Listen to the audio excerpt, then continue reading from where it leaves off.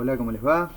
Bueno, este video está destinado a estudiantes de filosofía de sexto año de distintas escuelas del municipio de Rojas. Eh, bueno, todavía no hice la devolución a, a la última tarea que me mandaron, a la tarea número 3, porque surgió la iniciativa desde uno de los grupos de hacer un material que pueda, digamos, que pueda difundirse más allá incluso de nuestros canales de comunicación, que se lo podamos mostrar a amigos, a familiares, ¿sí? Que también les pueda resultar útil a ellos. Bueno, esto va a llevar quizá un tiempo más, pero creo que va a ser muy edificante. Así que, bueno, cuando tenga novedades al respecto me iré comunicando con ustedes. Entre tanto, me gustaría que avancemos. Quería contarles que en el verano yo estuve armando un cuadernillo. Estuve escribiendo un cuadernillo para nuestras clases. Así que lo que se me ocurrió es leerles algunos fragmentos y que podamos hacer algunos trabajitos al respecto. ¿Sí? Vamos a comenzar entonces nuestra unidad número 2. Venimos de una unidad introductoria, ¿sí? Que llevó por título ¿Qué es la filosofía? Y ahora entonces nos meteríamos en una segunda unidad que lleva por título Antigüedad, ¿sí? Y que daría comienzo, digamos, a un recorrido, podríamos decir, histórico-problemático. ¿Qué quiero decir con esto? Que vamos a historiar, vamos a hacer como una especie de cronología de distintos pensadores, de distintos textos, de distintos problemas, pero nos vamos a detener puntualmente, ¿sí? En algunos clivajes que me parecen interesantes y que, bueno, espero también convencerlos a ustedes de este carácter interesante. Bien, comencemos. La filosofía, ¿sí? Como ya llevamos dicho, es una práctica que pretende pensarlo todo. Sin embargo, esta pretensión de pensarlo todo no puede sino fracasar, ¿sí? Como ustedes imaginarán. Podría decirse entonces que la historia de la filosofía es una historia de fracasos, una colección de fracasos. La colección de fracasos de la humanidad en su pretensión soberbia de pensarlo todo. Bueno, hasta acá no suena muy alentadora la propuesta. Sin embargo, vale aclarar que dichos fracasos, en el afán de pensarlo todo, ¿sí? Han hecho posibles los mayores logros del pensamiento humano. ¿Sí? Entonces, ahora que retomamos un poco el ánimo, vamos a comenzar nuestro recorrido. Para organizar la colección de fracasos que relevaremos a lo largo del curso, propondremos un esquema provisorio. ¿Qué es esto? Un esquema es una manera de organizar la información. En este caso, un esquema historiográfico es una manera de organizar el estudio del pasado. ¿Sí? El esquema que vamos a usar nosotros es el modelo dominante, es el más utilizado en todo el mundo para estudiar historia. Tiene, como todo esquema, sus potencialidades y sus límites. ¿Sí? Permite pensar ciertas cosas, no permite pensar otras. Hemos dicho que nuestro esquema será además provisorio. Y esto quiere decir que nosotros utilizaremos este esquema durante un tiempo, pero más temprano que tarde lo abandonaremos y le haremos una contundente crítica. Vamos a distinguir entonces 4 grandes etapas de la historia de la filosofía: la antigüedad, el medioevo, la modernidad y la contemporaneidad. Como les decía antes, nuestra segunda unidad se llama antigüedad, ¿sí? La primera de estas 4 etapas. Vamos a repetir mucho estos conceptos, así que no se asusten, ya los irán incorporando. Bien, prehistoria e historia, ¿no? 2 palabras que tenemos que empezar a distinguir. La primera etapa que abordaremos se llama antigüedad, ¿no? Y como imaginarán, los filósofos antiguos no andaban por la vida diciendo yo, Platón, que soy un filósofo antiguo, bla bla bla. Debemos destacar que la etiqueta antiguos, ¿sí? Es una etiqueta que se sugirió mucho tiempo después, ¿sí? Y que, bueno, esta aclaración va a tener relevancia cuando lleguemos justamente al momento de criticar nuestro esquema, ¿sí? Ya que veremos que no es casual el momento en el cual se inventó y se impuso este esquema, pero no nos adelantemos. La antigüedad, decía, es el primer periodo que vamos a trabajar, ya que nuestra disciplina es una disciplina de preguntas, fundamentalmente, comencemos por el comienzo. ¿Cuándo comienza la antigüedad? ¿Sí? O en términos más genéricos, ¿cuándo empieza la historia?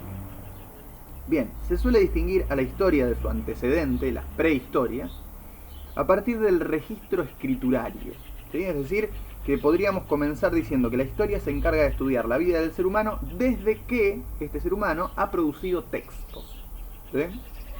Para el estudio de las sociedades no escriturarias, ¿sí? De las sociedades previas, previas a la invención de la escritura o, digamos, contemporáneas, pero que son sociedades fundamentalmente orales, surgieron otras disciplinas, ¿no? Como la antropología y la arqueología. ¿Sí? Esta es una forma un poco anticuada, quiero decirles, de presentar estas disciplinas, ¿no? Y puede resultar muy polémica por distintas razones. Pero, una vez más, permitámonos definiciones provisorias, porque por algún lado hay que comenzar. ¿Sí? Entonces, la antigüedad o la historia antigua, ¿sí? Dos maneras de decir lo mismo, comienzan, ¿sí? Con los primeros registros escriturarios, esto es, a fines del cuarto milenio antes de Cristo, de la mano de las civilizaciones sumeria y egipcia. ¿Sí? Aquí debemos detenernos para hacer algunas aclaraciones. Así como los filósofos no andaban por la vida diciendo yo que soy un filósofo antiguo, tampoco solían caracterizar su tiempo como el siglo V o IV antes de Cristo, ¿no? De ninguna manera sospechaban que iban a vivir, que iba a vivir, que iba a hablar, que iba, ¿no?, a morir unos cientos de años después, un carpintero judío que acabaría siendo una figura central de nuestra cultura, ¿no? Me refiero a Cristo. Nuevamente, el esquema historiográfico que utilizaremos por ahora es una producción humana muy posterior a este periodo que llamamos antigüedad, ¿sí? De manera que el pensamiento humano ubica esta categoría de manera retrospectiva, ¿sí? Como mirando su pasado y tratando de ordenarlo. El calendario que nosotros utilizamos todos los días y que nos permite celebrar cumpleaños, rememorar fechas patrias, ¿sí? Organizar nuestras vidas, tampoco es una producción humana que siempre estuvo ahí, al menos como la conocemos hoy. De hecho, nuestro calendario se llama calendario gregoriano, ¿sí? En homenaje a quien terminara de darle forma a un esquema cuya construcción duró varios siglos y que se comenzó a utilizar formalmente en el año 1582. ¿Sí? La figura a la que me refiero es el Papa Gregorio XIII. ¿Sí? Dado que fue un papa, es decir, la máxima autoridad de la Iglesia Católica, quien terminara de definir nuestro calendario, no debería resultarnos llamativo el hecho de que la figura central, a partir de la cual organizamos nuestro estudio del pasado, ¿sí?, al menos en esta parte del mundo, es la figura de Cristo, seamos creyentes o no. ¿Sí? Siempre hablamos en nuestro calendario, de tal siglo, ¿sí?, antes de Cristo, tal siglo después de Cristo, ¿no? Nosotros estaríamos en el siglo XXI después de Cristo. Por lo demás, por supuesto que los antiguos, ¿sí?, tenían una cierta manera de relacionarse con el tiempo y un determinado calendario distinto al nuestro, ¿no? Bien.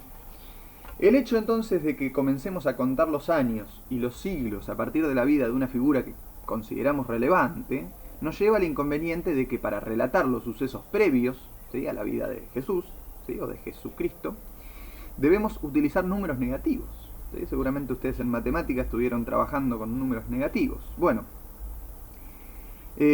claro, sucede que lo que aconteció, ¿sí?, en el año, supongamos, 5 antes de Cristo, fue previo a lo que sucedió en el año 4 antes de Cristo, lo cual a primera vista puede resultar confuso. Como a lo largo de nuestro curso pasaremos revista de muy distantes procesos y producciones del pensamiento humano, es preciso que entendamos bien cómo funciona nuestro calendario. Ya hemos dicho que Cristo es una figura central, independientemente de que seamos cristianos o no quienes usemos este calendario. Un segundo dato relevante es que utilizamos distintas unidades de medida, ¿no? Décadas, que son los conjuntos de 10 años, siglos, ¿sí?, conjuntos de 100 años, y milenios, conjuntos de 1000 años. En este sentido, nosotros estamos viviendo el comienzo de la tercera década del primer siglo, del tercer milenio después de Cristo, ¿sí? En términos un poco más simples, formamos parte del siglo XXI después de Cristo, como decía recién. Un tercer dato que nos puede llamar la atención es la forma en la que se escriben esas coordenadas en nuestro calendario, ¿no? Se utilizan números romanos, ¿sí? El siglo XXI se escribe XXI, ¿no? Bien, de manera que no solo puede llamarnos la atención que organicemos nuestra vida a partir de un calendario católico, aun cuando muchos de nosotros seamos ateos, agnósticos o practiquemos alguna otra religión distinta a la cristiana. También podríamos asombrarnos de la utilización del alfabeto romano, que fuera fruto de una sociedad antigua muy distante a nosotros, ¿sí? Si nos ponemos un poco más extremos, incluso podría sorprendernos que en este tiempo de la historia y en este lugar de la Tierra estemos hablando, ¿sí?, leyendo y escribiendo este idioma, el castellano. Bueno, todo esto se debe a razones filosóficas e históricas muy profundas que intentaremos ir presentando y ordenando. La unidad fundamental de nuestro calendario es el siglo, ¿sí? Es decir, el conjunto de 100 años. Es importante advertir que si estamos en nuestra era, es decir, después de Cristo, los siglos toman sus nombres de la centena que están en tránsito de conformar, y no de aquella de la cual parten. Es decir, llamamos siglo I después de Cristo a los 100 años que van desde el año 0, ¿sí?, hasta el año 99. El siglo II después de Cristo va desde el año 100 hasta el 199 y así sucesivamente. Esta aclaración es pertinente porque muchas veces se dice siglo XVIII, por ejemplo, y se piensa en el 1800 y tanto, ¿sí?, cuando en realidad el siglo XVIII son los 100 años que van desde el año 1700 hasta el 1799. ¿Sí? Y a partir del año 1800 comienza el siglo XIX. De modo que de Cristo para acá, ¿sí?, para ponerle nombre al siglo al que vamos a referirnos, tomamos como referencia el primer dígito, en el caso de que estemos hablando de un número de 3 cifras, o los primeros 2 dígitos, en el caso de un número de 4 cifras, del número redondo al que dicho número apunta a llegar, ¿sí? Por ejemplo, el año 380 después de Cristo formaría parte del siglo IV, y el año 1789 formaría parte del siglo XVIII, ¿no? O pensando la actualidad, ¿no? El 2020 forma parte del siglo XXI, ¿sí?, aun cuando los primeros 2 dígitos son el 2 y el 0, el 20, sin embargo, formamos parte de los 100 años, ¿sí?, en los que se alcanza el número redondo 2100, ¿sí? Si queremos referenciar una fecha previa a Cristo, en cambio, deberemos usar números negativos, de modo que para referenciar los siglos no tomamos como referencia el primer o los primeros dígitos del número redondo al que se llega, sino aquel del que se parte. Por ejemplo, el año 427 a.C. formaría parte del siglo V a.C. y el año 347 a.C. formaría parte del siglo IV a.C. Bien, hechas todas estas aclaraciones, entonces podemos empezar a hablar de la antigüedad. Ya habíamos dicho que podemos marcar su comienzo junto con los primeros registros escriturarios sumerios y egipcios a fines del cuarto milenio a.C., aproximadamente entonces entre los años 3200 a.C. y 3000 a.C., es decir, entre los siglos 32 y 30 a.C., ¿sí? ¿Y cuándo termina la antigüedad? ¿No? Ya dijimos cuándo empieza. ¿Cuándo termina? Bueno, ya destacamos entonces el carácter controversial de la distinción prehistoria-historia, ¿no?, que da inicio a nuestro esquema historiográfico. Aunque aún no señalamos los motivos, es cierto. Señalamos también el conflicto que puede significar para muchos suscribir un calendario religioso, ¿sí? Como en filosofía no solo somos amantes de las preguntas, sino también de los problemas, cabe señalar que incluso entre quienes aceptan dicho calendario y dicho esquema historiográfico, hay encendidas polémicas respecto de dónde termina una etapa y dónde comienza la otra y por qué. En el caso de la antigüedad se postulan distintos criterios, ¿sí?, para referenciar su clausura. La figura de Cristo, ¿sí?, el año 0 de nuestro calendario, la declaración del cristianismo como religión oficial del Imperio Romano, en el año 380, siglo IV después de Cristo, la caída del Imperio Romano en Occidente, año 476, siglo V después de Cristo, o el cierre de la Academia Platónica, de la cual ya vamos a hablar, ¿sí?, en el año 529, siglo VI después de Cristo. De modo que tenemos un abanico, ¿sí?, que va desde el siglo I al VI después de Cristo, ¿sí? A los efectos de nuestro curso introductorio tomaremos como referencia la primera de estas opciones, ¿sí? De modo que en nuestro abordaje dedicaremos nuestra primera unidad nuestra segunda unidad, venimos una primera introductoria, nuestra segunda unidad llamada Antigüedad, la vamos a dedicar a indagar un periodo extensísimo que va de los primeros registros escriturarios, ¿sí?, de el siglo 32 a.C. al primero a.C., ¿sí? Parece una labor infinita. Imaginen cuántas sociedades absolutamente distintas, absolutamente disímiles pueden haberse desarrollado en todo ese tiempo a lo largo y ancho de la Tierra, ¿no? Tenemos que hacer un recorte sin duda. Nuevamente vamos a guiarnos por la perspectiva más difundida, no porque sea la mejor, esto me parece importante destacarlo, no vamos a guiarnos por la perspectiva más difundida porque sea la mejor, sino porque para discutirla es preciso conocerla, ¿sí? Entonces, de nuevo, y me remito también al tema del cristianismo, vamos a analizar más adelante, vamos a hablar un poco de cristianismo, no porque yo quiera convencerlos de que crean o dejen de creer en algo, ¿no? Eso, por supuesto, forma parte de una decisión personal, pero sí me parece que es importante vernoslas con aquellos procesos históricos, con aquellas líneas de pensamiento, con aquellas prácticas e instituciones con las cuales inevitablemente nos relacionamos, ¿sí?, en esta parte del mundo y en este momento de la historia. Entonces, vamos a utilizar algunas consideraciones, podríamos decir, dominantes, hegemónicas, ¿sí?, para conocerlas y luego poder discutirlas, ¿sí? Entonces, aun cuando se considera historia antigua a un extensísimo periodo de 3 milenios, siempre se estudian fundamentalmente dos sociedades antiguas, de una manera muy detallada, bajo la sospecha de que se dieron en esas dos sociedades ciertos aspectos fundamentales para nuestra cultura. Me refiero a la llamada Grecia clásica y al Imperio Romano.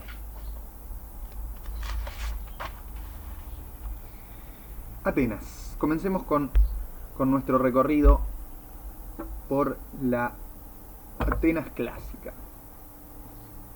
Se trata de la más estudiada de las ciudades griegas, ¿no? Bueno, claro, Grecia no era en aquel momento el Estado-nación que es hoy, ¿no?, sino que en ese territorio convivían, comerciaban y guerreaban entre sí una serie de ciudades con ciertas similitudes, entre las cuales sobresalió durante un tiempo la ciudad de Atenas, ¿sí? Durante la segunda mitad del siglo V antes de Cristo, ¿sí?, la ciudad de Atenas vivió una época de esplendor comercial y cultural, ¿sí? Gente de distintos puntos de ese pequeño gran mundo que rodeaba el mar Mediterráneo, ¿sí?, se llegaba a la ciudad más importante de la época, ¿sí?, Atenas.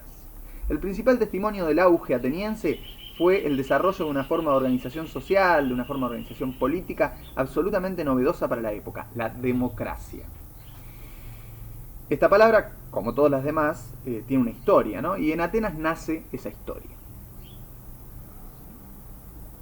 Pero cuidado, no debemos imaginar a la democracia ateniense como una especie de versión novata de nuestra democracia actual, ¿sí? Hay profundas diferencias, aun cuando se utilice la misma palabra para referenciar ambas formas de organización social, ¿sí? Entonces, en primer lugar, la democracia ateniense no era representativa, ¿sí? Es decir, no se votaba a representantes que ocupaban el lugar de las mayorías a la hora de tomar decisiones, como lo hacemos nosotros en la actualidad al elegir diputados y senadores.